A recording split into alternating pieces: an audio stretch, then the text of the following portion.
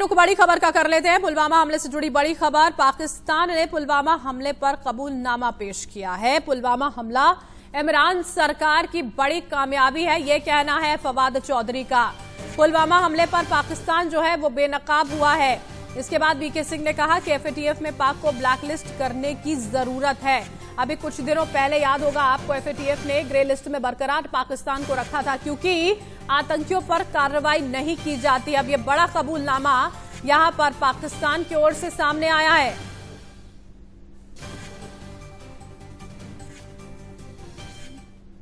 इस बात को अब तक नहीं कबूल रहे थे, उन्होंने कबूल ली।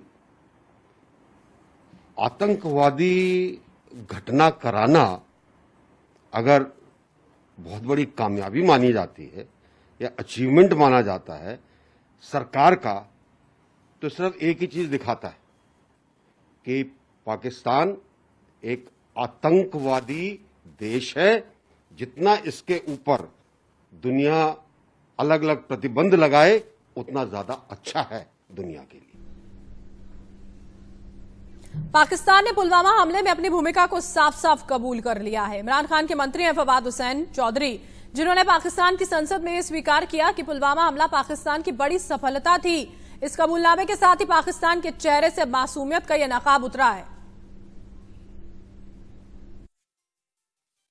हमने हिंदुस्तान को घुस के मारा है जनाब स्पीकर वहां पे, और पुलवामा में जो कामयाबी है, पुलवामा में जो हमारी कामयाबी है, वो इमरान खान की क़यादत में इस कौम की कामयाबी है। उसके हिस्सेदार आप भी सब हैं, उसके हिस्सेदार हम भी सब हैं।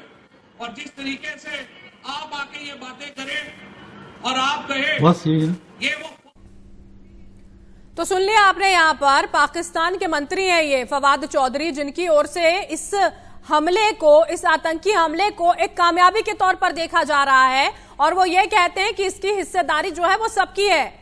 अब इस तरह की बातें जहां पर जिस देश में हो रही हैं, वो आखिर क्यों फिर यहां पर नाटक करता है अंतर्राष्ट्रीय स्तर पर? ये क्यों कहता है कि ना तो हम आतंकियों को पनाह देते हैं, ना इस तरह की किसी काम में शामिल होते हैं? और एफएटीएफ की ओर से जाहिर तौर पर इस बात का संज्ञान लिया जाना चाहिए कि किस तरह से आतंकियों को पनाह देना और उसके बाद इस बात को कबूल करना कि हमने तो भारत में घुसकर आतंकी हमले को अंजाम दिया था, और इसे एक सफलता के तौर पर देखता है पाकिस्तान। इस तरह की तो हरकतें हैं, वहां पर भुखमरी की स्थिति है, लेकिन उसके बावजूद भी ये जो आतंकी गतिविधियां हैं उनसे पीछे हटने को तैयार नहीं है, और ये कबूलनामा अपने आप में एक बहुत बड़ी बात है। अजय जांडियाल इस वक्त हमारे साथ जुड़ चुके हैं, उनका हम यहाँ पर रुख करेंगे। अजय, बार बार जो पाकिस्तान है वो नकारता रहता है, किस तरह की चीजों में शामिल नहीं होता है, हमले नहीं करवाता है। अब तो सीधा तौर पर साफ माना जा रहा है मंत्री साहब की ओर से कि पुलवामा हमला कराया और हम सब उसके भागीदार हैं। बिल्कुल आप सही कह रहे हैं, और जिस तरीके से पाकिस्तान के मंत्री जो है सब चीजें कबूल रहे हैं कि ना सिर्फ पाकिस्तान बल्कि पाकिस्तानी प्रधानमंत्री इमरान खान के इशारे पर यह हमला हुआ, और ये हमले जिस तरीके से आतंकी गतिविधियां पाकिस्तान सरकार चला रही है, पाकिस्तानी प्रधानमंत्री इन सब चीजों को देख रहे हैं, वो साफ दर्शाता है कि पाकिस्तान ये सब खुद कबूल रहा है। आज से पहले अगर आप देखें तो भारत डोजियर देता रहा है, सबूत देता रहा है पाकिस्तान को और दुनिया भर को कि किस तरह से पाकिस्तान आतंकी गतिविधियों में शामिल है और आतंकी घटनाओं के पीछे सारा पाकिस्तान का हाथ रहता है। किस तरीके से पाकिस्तान अपनी जमीन और अपना पैसा जो मिलता है उसे, उसका इस्तेमाल आतंकियों के खिलाफ, आतंकियों के जो है संरक्षण के लिए करता है और इसका इस्तेमाल करता है। मगर अब ये जो एक्सपोज हुआ है, पाकिस्तान खुद मान रहा है, इसके बाद कोई भी वजह नहीं बचती कि पाकिस्तान को बख्शा जाए, चाहे वो एफएटीएफ हो, चाहे अन्य जो अंतर्राष्ट्रीय संगठन बने हैं जिसमें पाकिस्तान की शमूलियत है, उसे तुरंत वहां से बाहर करना चाहिए और फिर पाकिस्तान के खिलाफ कार्रवाई होनी चाहिए। यहाँ पर बिल्कुल बनेगा, जिस बात का जिक्र आप यहाँ पर कर रहे हैं कि वो दबाव जो अंतर्राष्ट्रीय स्तर पर लगातार बनाने की कोशिश की जा रही थी वो अब और बनेगा। लेकिन एफएटीएफ का जब जिक्र हम यहाँ पर कर रहे हैं, अभी कुछ दिनों पहले खबर आई थी कि ग्रे लिस्ट में बरकरार रखा गया था, उसी में रखा गया था क्योंकि आतंकियों के खिलाफ कार्रवाई नहीं की जा रही है पाकिस्तान की ओर से। अब जब इस बात का कबूलनामा सामने आता है तो क्या ब्लैक लिस्ट में डाला जाएगा इसे?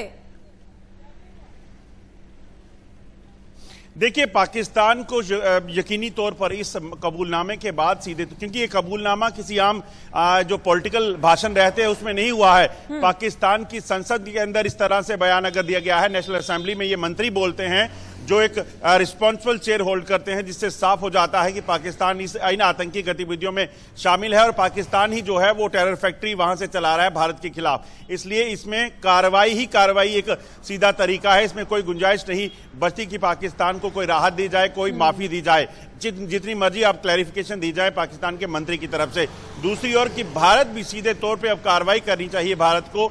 जिस तरीके से 40 सीआरपीएफ के जवानों को जो है उस वक्त निशाना बनाया गया था, जो अपनी ड्यूटी पे जा रहे थे, वो किसी बॉर्डर पर नहीं थे, वो पाकिस्तान के साथ किसी तरह की क्लैशेस में या जंग में नहीं थे, मगर पाकिस्तान ने उन निहत्थे जवानों को उस वक्त निशाना बनाया जो बस में सवार होकर अपनी ड्यूटीज के लिए जा रहे थे, जम्मू कश्मीर में थे। और इसीलिए सीधे तौर पर कार्रवाई बनती है, ना कि किसी भी तरह का बिल्कुल। और ये स्तर भी दिखाता है ना अजय यहाँ पर कि इस तरह से हमले कर हमारे जवानों की जान लेने के बाद उसे कामयाबी के तौर पर अगर देख रहे हैं तो किस स्तर पर पाकिस्तान है। हालांकि सदा से ही इसी स्तर पर रहा है और गिरता जा रहा है। आप बने रहिएगा अजय हमारे साथ लगातार, आगे भी हम आपसे